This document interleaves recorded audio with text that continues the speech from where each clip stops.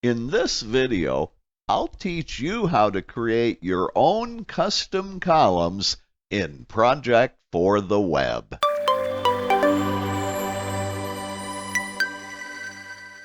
You know, there's a certain set of standard columns that are available in Project for the Web, but did you also know that you can create your own custom columns as well? In this video, I'll teach you how. So let's get started. In this project, I want to track some custom information about each of the tasks. That means I need to create one or more custom fields. Here's how to create a custom field.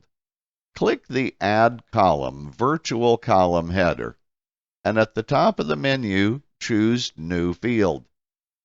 Project for the Web displays the New Field dialog. If you click the Type Pick list, you can see the current list of available custom field types. As it stands today, the only custom field types available are text, date, number, yes, no, and choice. I need a choice field because I want to be able to choose from a pre-selected list of acceptable values.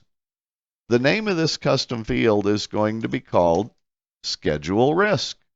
I want to be able to track the likelihood of the task slipping or going late. My choices are pretty simple. They would be high, medium, and low. If you need to add additional choices, just click the Add a Choice button at the bottom. Then click the Create button. Project for the Web will take a moment to create the new custom field and ready for you to enter or select data. Let me just show you how it works. So order store signage from marketing, I'd say the risk on that is low. Create store signage, I'd rate that as medium.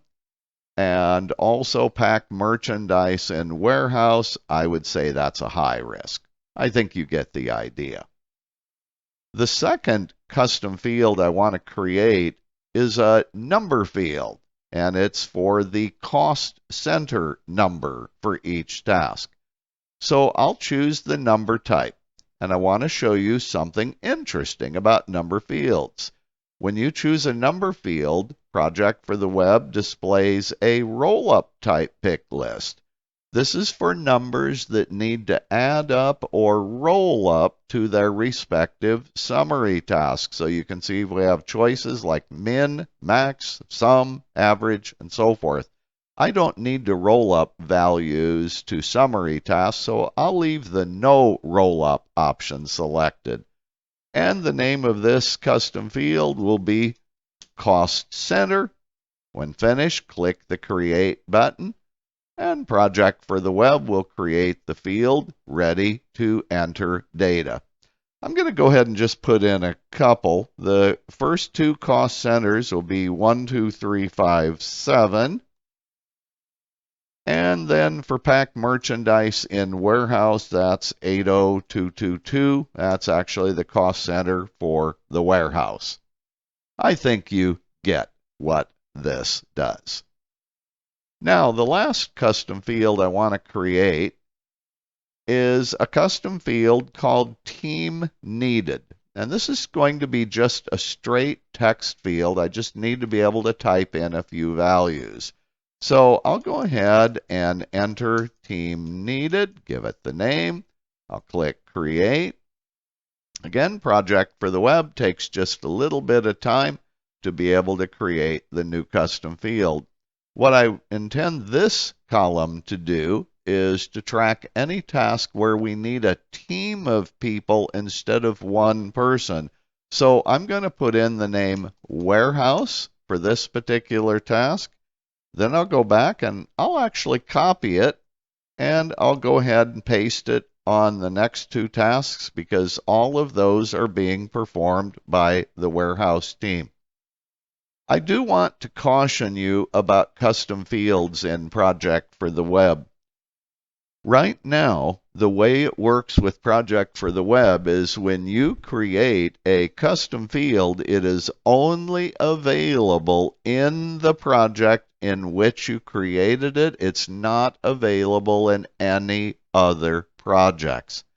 The way around this, however, is to create a pseudo project template that includes the fields that you want with values optionally specified, and then create all your projects from this point forward from the pseudo project template.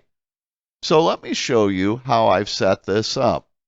I've actually created a new store opening pseudo template.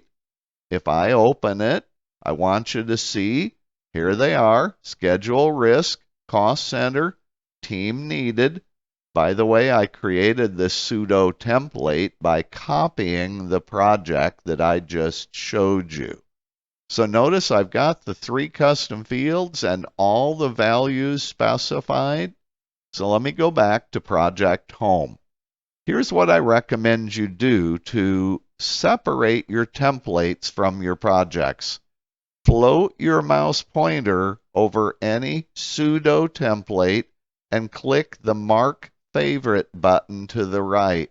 That'll put it up at the top, making it easy to find your templates and to create new projects from them. Well, now you know how to create your own custom columns in Project for the Web.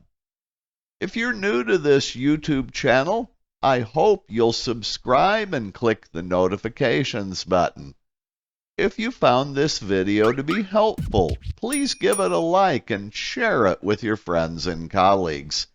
And if you have questions about Project for the Web, please write your questions in the comment section below. And as always, I'll see you in my next video.